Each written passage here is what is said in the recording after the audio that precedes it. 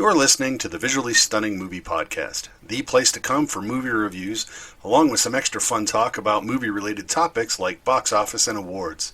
You can find us on iTunes, Apple Podcasts, Google Play, Stitcher, Spotify, and basically any place else you can find podcasts. You can also follow us on Facebook and Twitter for even more content. If you like what we do, feel free to share us with your friends, like and leave feedback wherever you listen to us, and let us know what you think. Now, let's get on with the show. Ryan, it's 2021. Yeah. 2020 is over. Thank you. Finally. And movies are still coming out. Not necessarily in theaters everywhere, but they are coming out. This is one that you can see in a theater if it is showing in a theater near you, because it's not even showing in every theater around here. Yeah. You can also track it down various streaming options online as well. Correct. And I watched it through the Salt Lake Film Society. They streamed it, so I could buy my ticket and stream it through their service, which was nice because I get to support small cinema. The film we're talking about, of course, is Shadow in the Cloud, from director Roseanne Liang and writer Max Landis, and starring Chloe Grace Moretz. Okay, so broad overview, and then I'll hit you. So World War II, in the Pacific, woman gets on a bomber in the middle of the night with these special orders, don't bother me. Crew doesn't know what's going on. They stuff her in the belly turret, and over the course of the movie, all hell breaks loose on this aircraft. Now, I'm gonna let you comment first on. You said you're not a Max Landis fan. Are you? I know why you wouldn't be a fan of Max Landis personally. Yeah. How do you feel about his work? He's a hack. He's a hack. Alrighty then. Let's let's see. So we got Dirk Gently's Holistic Detective Agency, Mr. Right, Bright. See, now I kind of enjoyed Bright, but I was kind of disappointed anyway. And Chronicle, which Chronicle was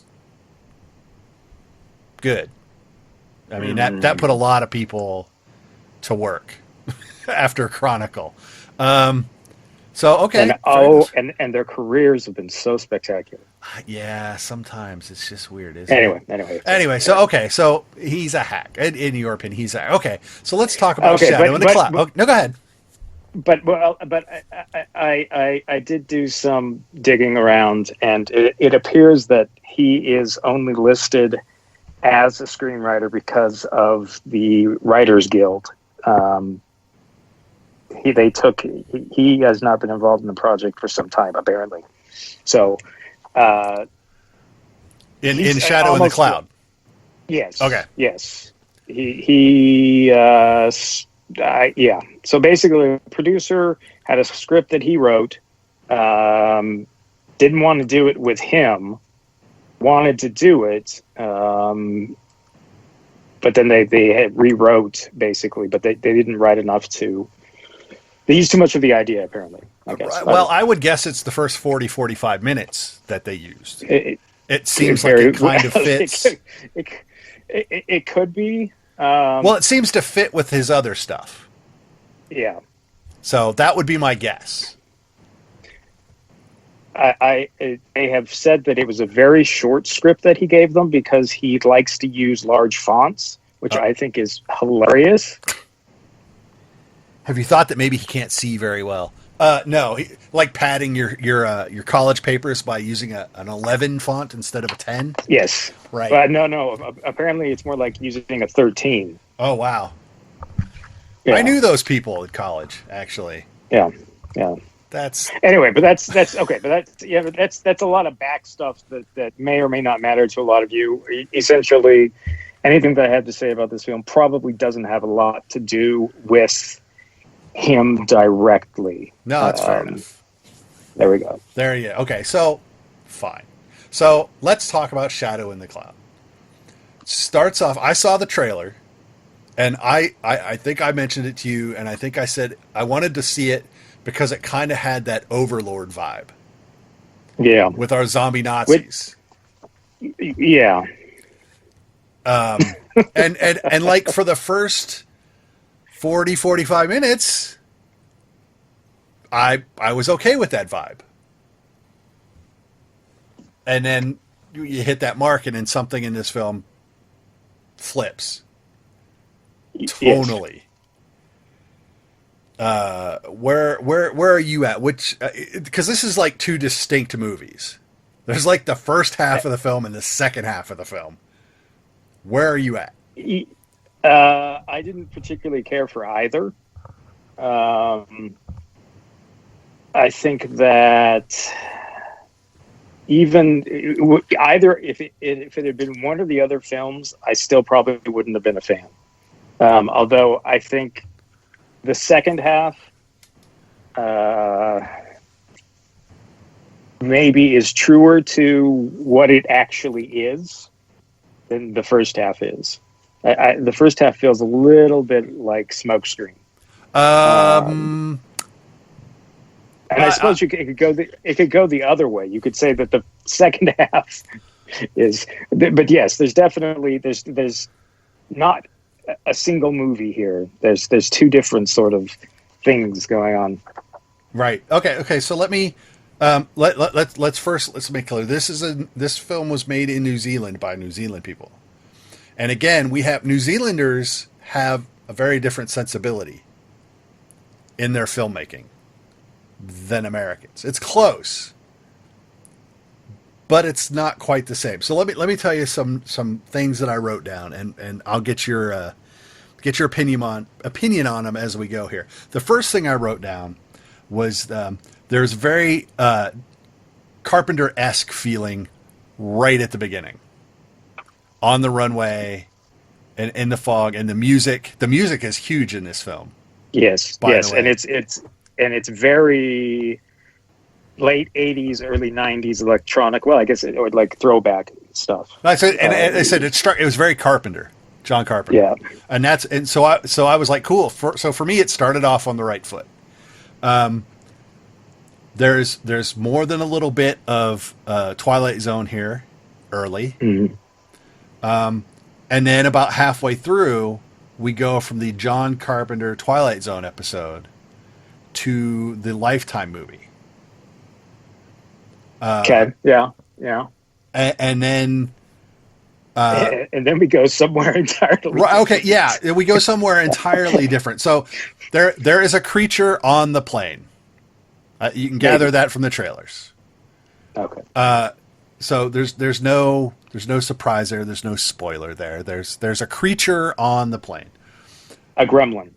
Yes, the gremlin. I did like the throwback cartoon to the gremlin, by the way, to open the film. I thought that was cute, yes, too. The film, yes. It basically, I mean, it's essentially, a gremlin during World War II times was, I think, according to the film, and as far as I know this is accurate, it was the excuse for when things just broke. And it was the kind of the cover up for we're actually terrible mechanics. It's the gremlins. Well, I'll tell you a secret. As a former maintainer myself, gremlins are real, and they are an excuse for people that don't do their jobs properly. So let me just clue you in right there, because I've chased my share of gremlins. There is a third movie in here, scattered about in places in the first half, in the first movie, comes to the front in the second movie, in the second half, and then at the end, it is all movie that a certain segment of the viewing population would hate and destroy on Twitter. I wrote female over-empowerment. Not because females don't need to have positions of authority, but they somehow turned her into Wonder Woman. Or some sort of, Gina Carano Mandalorian character at the end, fighting to save certain people. So, and our directors layers on how did I put this? What was I thinking? The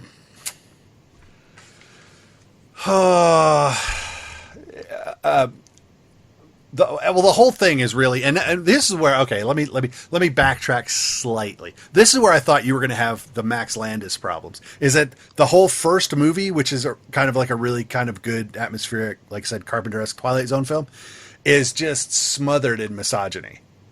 Yes, over the top. And I thought maybe that was part of the Max Landis issue, and it might be if that's the half of the script that they used. So to combat that, the second half of the movie goes completely the other way while maintaining the misogyny, which is really weird because the whole crew is still complete dickheads to her, but yeah, but she rises. It's just a very weird interpersonal dynamic in this film until the very, very end, after we get to the female over empowerment. So like I said, I really enjoyed the first half of the film, and the second film almost felt silly. And then you get to the end and you're like, I don't even know how to react to the end of the film. And so you didn't particularly like either half. Was there anything about it that you found redeeming or worthwhile? No, I mean, look, it's not the worst film I've ever seen, but it is definitely more ambitious than the budget allowed for. So I think in knowing this, there's some really bad green screen in this film, and while you can get away with that to a certain degree,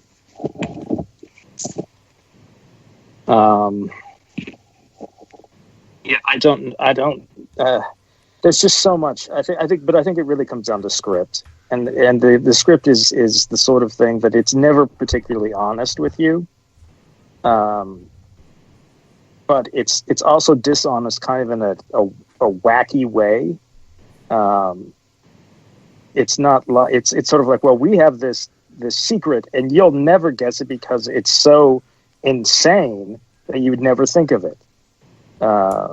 Right. I don't know. Maybe that could be fun. I don't know, but there was nothing I particularly liked about the film because it just seemed all about extremes, and there was no middle substance to it. It seems like the first part was misogyny gone crazy, right, and then a little Twilight Zone, but then yet the Lifetime part, I think is the weirdest part of the film for me. Oh no, it's weird. It just I didn't like it. Like it was. I guess maybe there's I'm sure that they're making a point here about misogyny and emotional and physical abuse, but I think a lot of that just gets lost in the kookiness of the film. Well, and you know what? It's amazing that you say it gets lost when it is so. I mean, they literally beat you about the poor choice of words. They beat you about the head and shoulders with it. You know what I mean? They also, yeah, but it's almost like then they have the ending where it does go in a completely different direction, and gosh, I just don't know. I mean, I've seen the film get some okay reviews, but I honestly decided not to talk about it on television because I just didn't feel like there was much there for me to say positively, and I didn't really want to shred the film. I mean, Yeah, no, I get you. Particularly when it wasn't the easiest thing to see, thing to see, and people weren't really asking and clamoring for it. Whereas, if it had been great, then I would say, "Hey, look, you need to track this down." But, I just didn't. I don't think I ever really got what they were doing, and where they were going with it, and And I was a little surprised by how misogynistic it was at first, because I had done a little research, because I didn't want to go in completely. It seemed weird that you'd have a female director and Chloe and whoever was, other people involved. It seemed weird that they would be okay with, the Max Landis part of things. And so that didn't really, but it surprised me how misogynistic it was. And, if the point of the film was to talk about how there were women who were pilots and all these things during World War II, I don't think the film succeeds in that, for reasons that would be spoilers, but it can't work that way, for me. No, there's so much about it. And when it finally goes bonkers, because it goes bonkers. Oh, it goes straight up bonkers.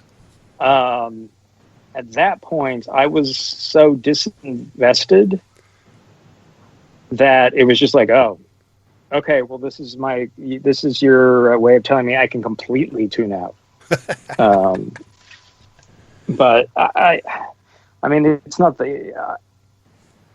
I just didn't like it. Yeah, no, that's fine. And I made the Overlord comparison first because that was the vibe that I got. And I think what differentiates Overlord from this, I mean, okay, so zombie Nazis on D-Day versus Gremlins, right? The difference is that Overlord played the entire movie straight all the way through, and this movie didn't. Well, it had the luxury of budget. They could make something that was more realistic. I was a little surprised to see that Weta was involved in the monster design. Although, of all the things in the film, that was the best anyway, of the effects. And the monster's focus was unexplained. Yeah, it's just there to It's a convenient plot device. But had they played it straight, and they even could have stayed, kind of occult supernatural in a Hellboyish kind of way, and not done what they did and just played it straight secret mission all the way through, and that would have been that would have been okay. I think it would have been better. Yeah, but it didn't, and so it just gets lost in between these two movies. Yeah, I kind of, the opening shot, it's all back of the head sort of thing. Yeah. Kind of hiding, who is this? Well, her name's on the poster. I think it's pretty easy to figure out who that is. But it just felt like it was playing with you the entire time. And maybe it is, and maybe it's supposed to be, but I just never bought in. And when it gets nuts, it's nuts in sort of the Sci-Fi Channel used to have, and maybe they still do, I don't know, but some really bad B movies. No, they still have them. And this to me fits sort of the second half, or at least the last third of it fits into that. I don't know. I mean, I think if they hadn't been so misogynistic, maybe if they had pulled it in a little bit, rather than just full blatant, and maybe it was that bad. I don't know. But there's so little of the film that feels like it's based in reality.